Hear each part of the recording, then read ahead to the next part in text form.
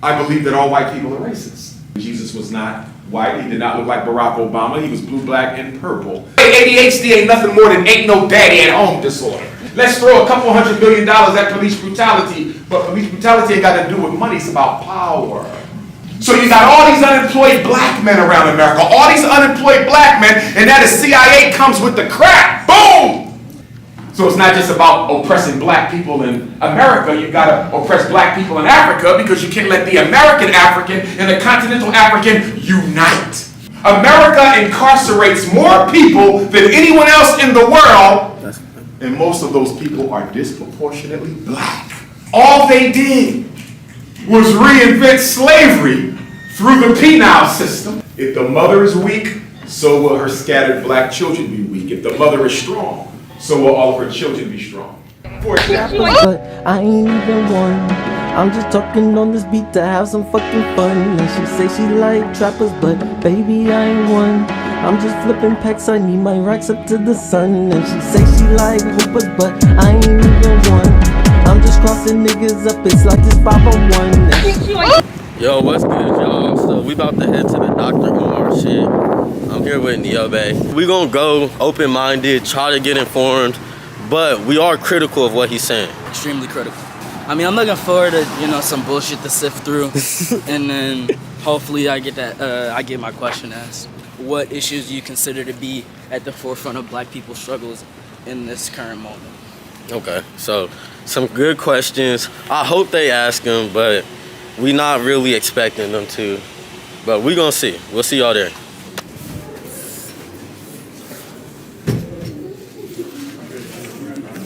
Say what's up to the vlog, bro. Oh, this nigga be fitted all the time, bro. I be saying. Say what's up, bro. Oh, he got the camera too. He's not playing with it. Yeah. Thank you. So my name is Hadra Sabil. I'm the president of the African Student Association here at Lehigh University. DrUmarJohnson. as the young lady said, DrUmarJohnson.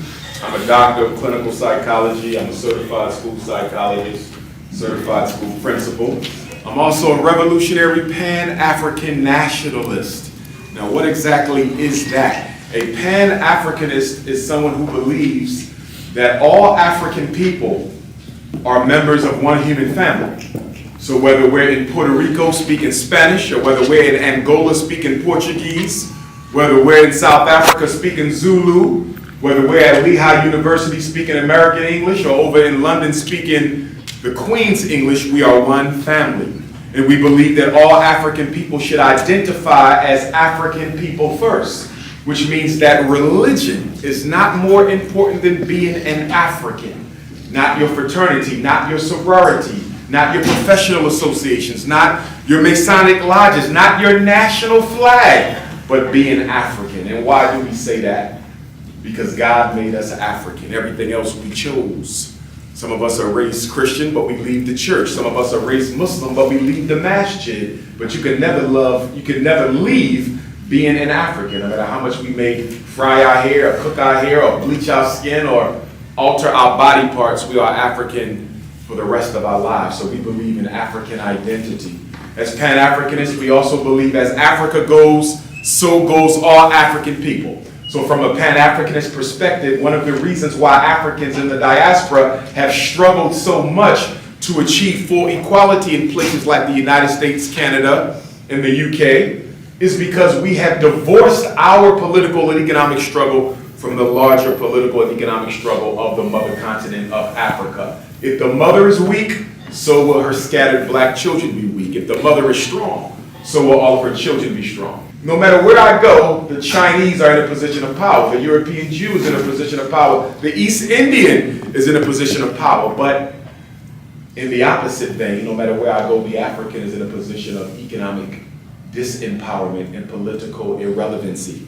That's true in Philadelphia, it's true in Brooklyn, it's true in Texas, it's true in Birmingham, England, it's true in France, it's true in Austria, and it's even true in Africa, and that's a shame. Wherever you go in the world, there are 4 constants that describe the reality that African people face. What are the 4 constants? Number 1, most African people and African children are worshiping the image of a Jesus that looks nothing like them. 99% of all pictures of Jesus in the black home, in the black church, in the black community has the European as our savior. That is a problem. Why? Coming from a psychological perspective, if you teach children that God is white, sooner or later when they become adults, they will assume that some of that godliness has attributed itself to all white people, and then it becomes more easy, much more convenient to accept second-class citizenship because if God is white, maybe that's why white people are in charge of everything. If God is white, maybe that's why most of the presidents have been white and all the Supreme Court justices, except 2, have been white. Maybe I can understand racism if I look at it through the lens that God is white. But of course, we know historically Jesus was not white. He did not look like Barack Obama. He was blue, black, and purple. And how do we know this? Because every picture of Jesus Christ, every statue had him as a blue, black, purple African. In fact, the oldest picture of Jesus, which is still in existence, is in a museum in Ethiopia right now. He's blue, black, purple with nappy head, and so are all the 12 disciples as well. So we know what Jesus looked like. One of the greatest weapons that have been used against African people and all people of color, but I'm going to deal with African people because too often we get clumped into these labels of people of color where everybody else under the people of color umbrella get attention but black people. So I want to be clear, I'm unapologetically African. I am proud God made me an African. I don't want to be nobody else. But for those who are not African, I'm here to affirm you as well. If a white person makes a black person angry, it doesn't really mean much. But if a black person makes a white person angry, it can mean everything. Because her father might be the judge that my brother has to go before for his sentencing. Her cousin might be my daughter's principal.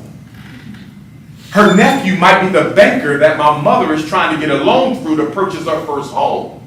So first of all, we got to understand that racism is a group system. It is not about individuals. There's no such thing as individually racist people. Groups are racist against other groups. Why am I saying that? Because a lot of times you'll get good white folks who will say, well, I'm not a racist. Well, it's not about you. It's about the group. And in my own personal opinion, I believe that all white people are racist. But I want to explain what that means, because I don't believe all white people are bigots. I believe all white people are racist. What do you mean all white people are racist, but they're not bigots? Bigotry is when you want to systematically destroy another group. Bigotry is the N-word. Bigotry is I hate those people. Bigotry is that emotional, religious type of hate. The KKK hate, that's bigotry. But you can be a racist and not be a bigot. In order to be a racist, you only have to believe in one thing. And that is what? That you want your group to continue to control and dominate and monopolize resources, privileges, and opportunities.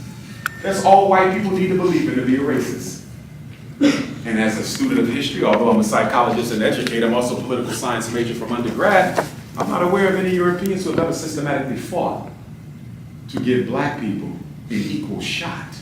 Now, you may have fought to make the schools better. You may have fought to change the laws in the prisons. You may have fought to stop police brutality. But have you ever systematically fought to eliminate the causes of the police brutality?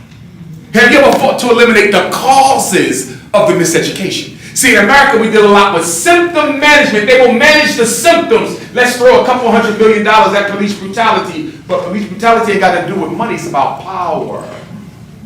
Let's throw a couple $100 billion at the miseducation machine. But the miseducation machine is not really about money. It's about power. You want to spend $250,000 on the schools, but you don't want to do nothing about the fact that 96% of the teachers are white females, and that when they show up in the classroom with that black boy, everything they think of the black man comes out through their instructional energy. ADHD ain't nothing more than ain't no daddy at home disorder. And why do I say ADHD is nothing but ain't no daddy at home disorder? Because over 70% of black boys diagnosed with ADHD don't have their father at home. And why don't they have their father at home? Because after the U.S. government assassinated Dr. King on April the 4th of 1968, they decided to reorganize the black community so the black community could never surmount the type of opposition that our ancestors surmounted in the 1960s. So they said, let's cut the head off the Messiah, Dr. King, because we just cut the head off the Messiah Malcolm 3 years ago, and both of them were murdered with the FBI and CIA's complicity. We know this. We know Patrice Lumumba of the Congo was murdered upon the express order of President Eisenhower. We know this. We know his daughter was poisoned by the CIA. We know this too. So it's not just about oppressing black people in America, you gotta oppress black people in Africa, because you can't let the American African and the continental African unite.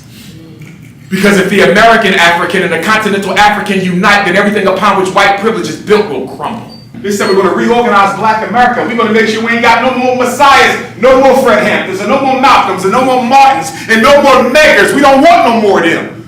So how are we gonna stop that from happening again? Because another one will rise. They said, this is what we're gonna do. We're gonna go into the black community, and we're gonna de-industrialize the black community. See, up until 1970, most black families were married. Somebody told a lie that slavery destroyed the black family. Don't you believe it? Slavery did not destroy the black family. Our ancestors remained married. Now, they did it behind the slave master's back. They jumped over the broom. They didn't let people know it, but we remained families. When do you see the rise of the single black female household? 1970. And why do you see the rise of the single black female household in 1970? Because the 1970s was the decade of the deindustrialization of the inner city. Two things to deindustrialize black America. Number one, we're going to take out all the factories that black men have used to feed their families and pay their bills from the 1920s all the way up to the 1970s. Y'all might not know this, young people, but you didn't always need a college degree to live a comfortable life. Go back and talk to your grandparents and your great-grandparents, black or white. Many of them came out of high school, went straight into the factory, and lived lives better than we live without 3 and 4 master's degrees. But America said we're going to do away with that. They shut them down on purpose to turn good-paying jobs into poverty pits. And then what else did they do? Because they didn't stop with getting rid of the jobs. Not only did they take out the employment, they made sure you wasn't prepared to work if the job came back.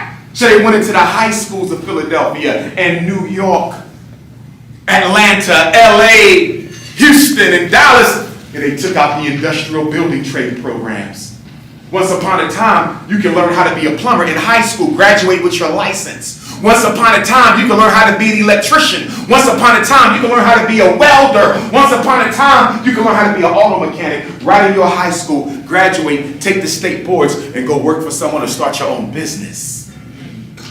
They destroyed all that in the 1970s, which was just in time for the CIA to drop off the crack cocaine in 1980. Oh, yes. So you got all these unemployed black men around America, all these unemployed black men, and now the CIA comes with the crack. Boom! If I'm an unemployed black man, I got all this crack, I gotta make a decision.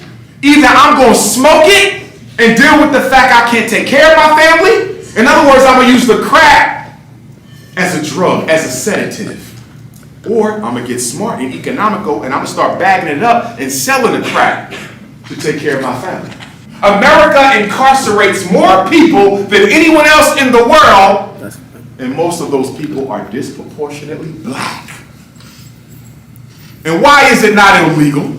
Because the 13th Amendment never outlawed slavery. The 13th Amendment didn't outlaw slavery. Did you read the language? It says slavery shall be illegal in these territories except for punishment for a crime.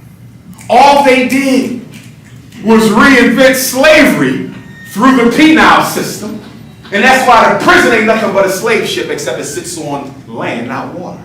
And so then Bill Clinton comes, our first black president.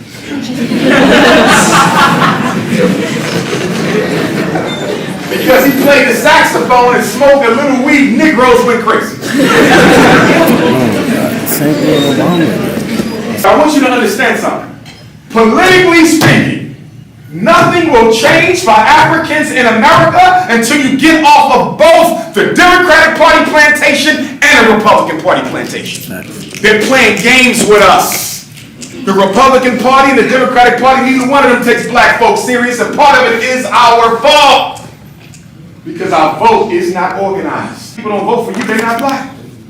Since when did black people become the personal property of the Democratic Party? I thought slavery was over.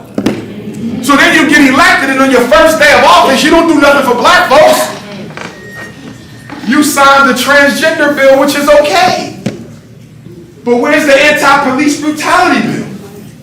And then after the Atlanta Part of the massacres, you signed the anti-Asian hate bill. And that's okay because it was wrong for what happened to those Asian women in Atlanta. I don't have a problem with the transgender bill or the anti-Asian bill, but I do got a problem with the fact that the George Floyd police reform bill still ain't passed Congress. I got a problem with the fact that the Emmett Till anti-lynching bill still ain't passed Congress. But black folks, a lot of this is our fault because you have multiculturalized yourself out of existence.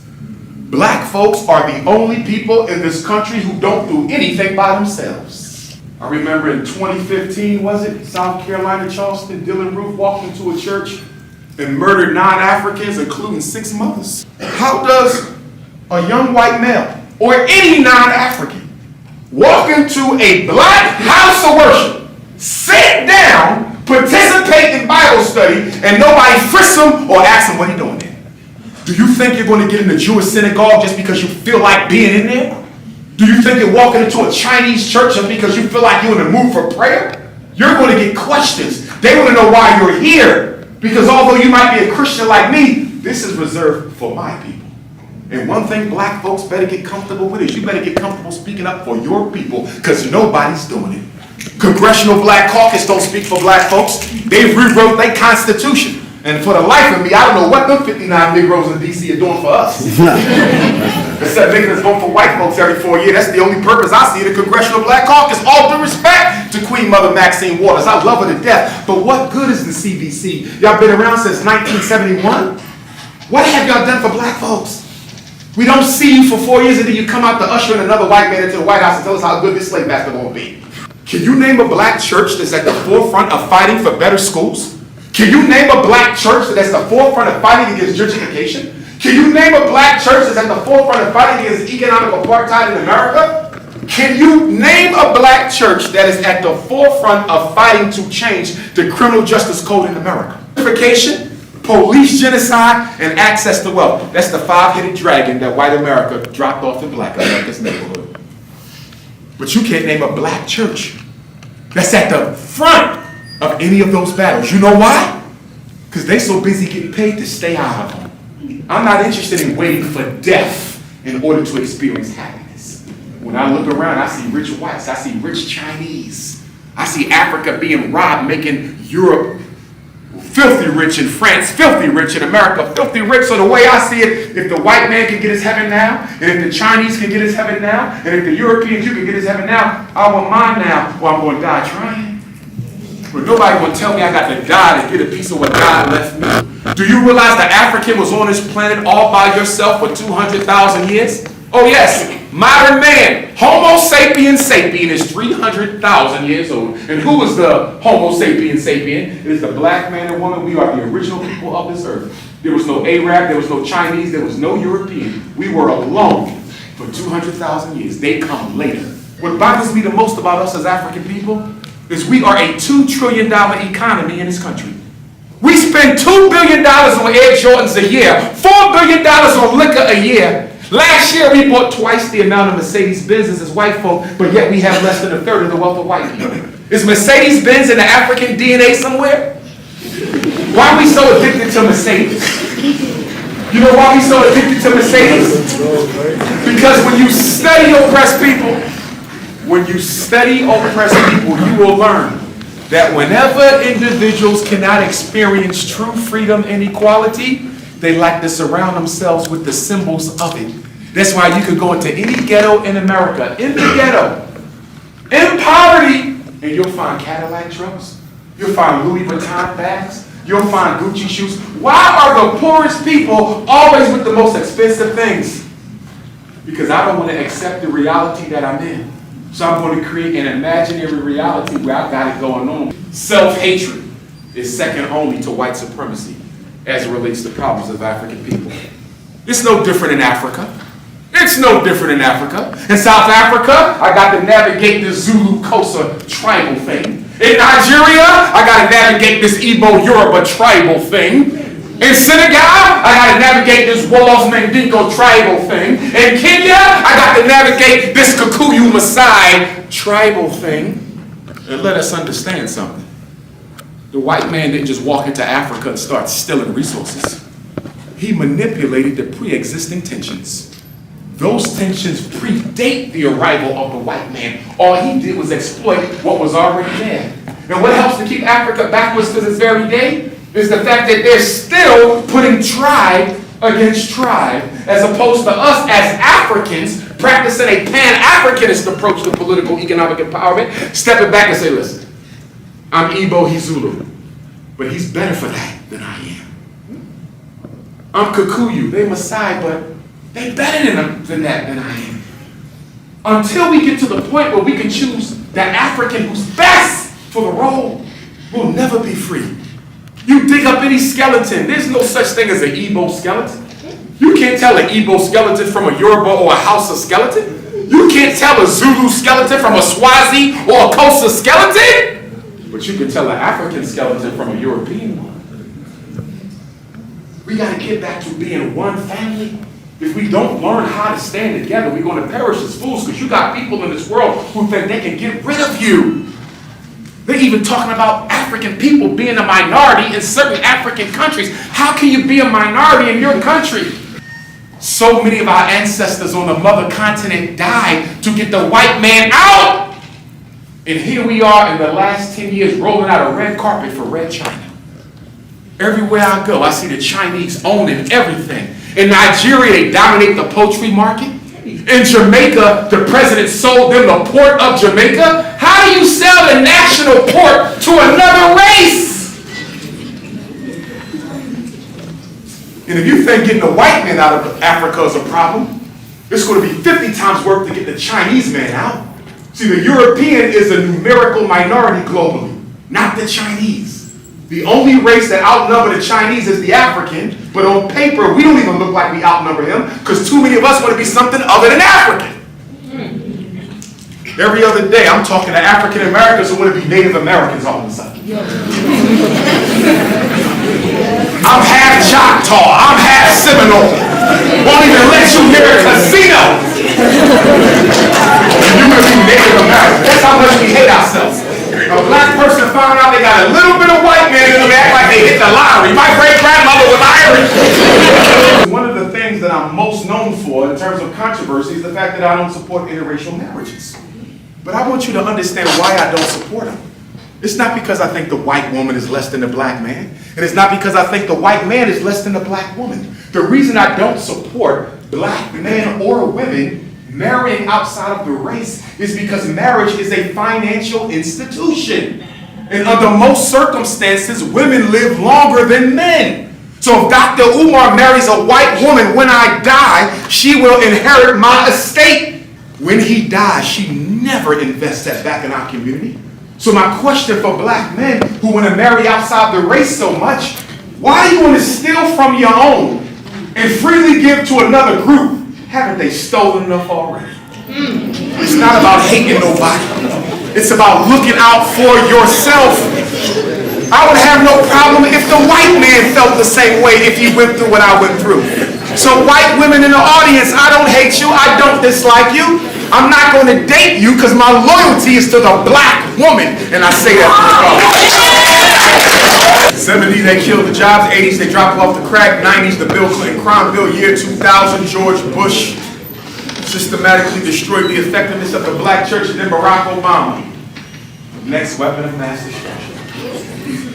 I'm the only scholar I know who went public in 2008 and said if that man becomes president, black people will be worse off after he gets out. Politics is a science. Normally when a black person gets elected to anything, black people do worse. And I've already explained to you why. Because we don't finance our own candidates, and most of our candidates are indebted to who? White racist Republicans and white racist Democrats for their financing and their votes. I knew we would be worse off. What did Barack Obama do that you think is so bad, Dr. Umar Johnson? Well, number one, he raised the bounty on Queen Mother Assata Shakur's head, which I thought was absolutely repulsive for a black man to do, taking her bounty from $1 million up to $2 million, despite the fact nobody proved that she ever murdered anybody on that New York highway back in the 1970s. So a black man makes a black woman the most wanted fugitive in America. Unacceptable. Cut money from the HBCUs, unacceptable. Refused to exonerate the most honorable Marcus Messiah Garvey from the fraudulent charges J. Edgar Hoover put on him 100 years ago. Absolutely unacceptable. Refused to discuss reparations for African people. Absolutely unacceptable, President Obama. But the biggest thing he did that I can't forgive him for is he took everything my ancestors fought for and refused to apply it to the people who died for it. Instead, you gave my civil rights over to the LGBTQ. And you gave my civil rights over to the feminist movement. And you gave my civil rights over to the Mexicans and to them and to this and to that. And that's okay if you want to make sure other groups get their equal treatment. But if my people died for it, my people should eat first. And we still haven't eaten yet. Barack Obama turned his back on black folks and looked out for everybody but us. But guess what? I blame you more than him. Because when Trayvon got murdered and he didn't do nothing about it, you continue to support him. That's right. Eric Garner, Philando Castile, Alton Sterling, Sandra Bland, and all of them was not on Obama's watch. When we do business with the white power structure, we can't care about whether we like them personally or not. This is a business deal. How many of you have done business with people you didn't like, but you did it because the ends were mutually beneficial? We need to sit down with the Democrats and the Republicans and say, hey, we got 50 million votes in this country. What are you willing to give us for those 50 million? And if you renege on the agreement, you do not get those 50 million in the next election. That's all you got to do.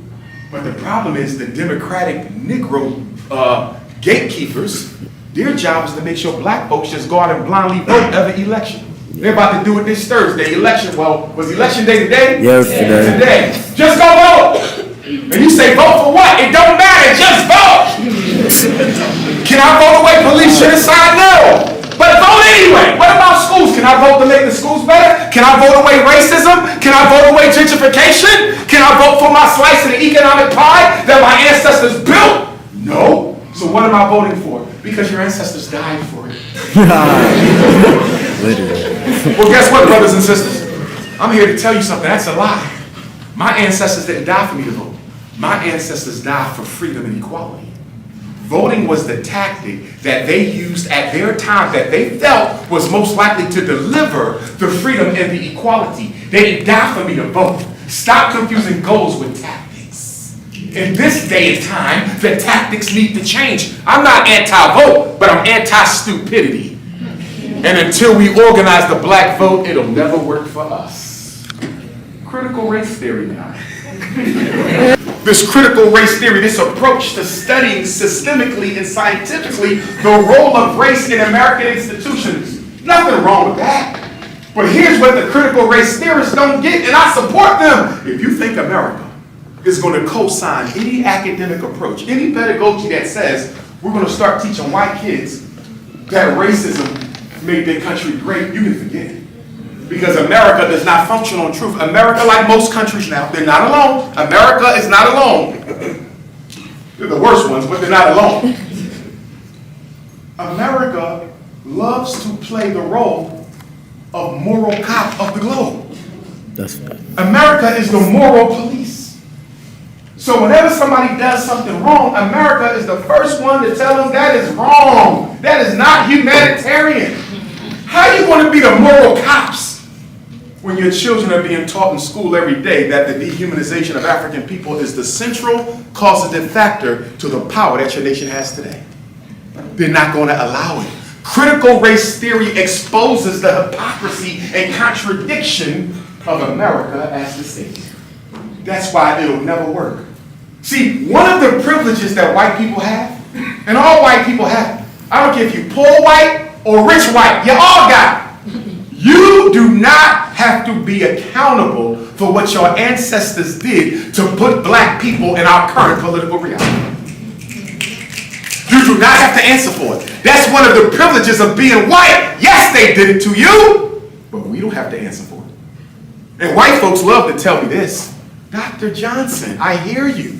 They had nothing. They were dead and broke, almost as poor as yours. At no time did we ever own a slave. And I say that may be true.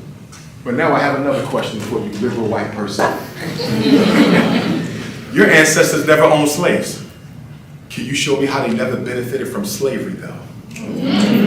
fucking lacking, no, I'm fucking blasting heat. Got my Nina on my side and she gon' fucking blast with me. I hit that nigga in the side. It is what it is. Every white person in this room, and I don't want you to feel bad, I'm trying to make you think, white folks, because one day you might be in a position to help one of my people. So I want you to think. I don't want to anger you or embarrass you, I want you to think.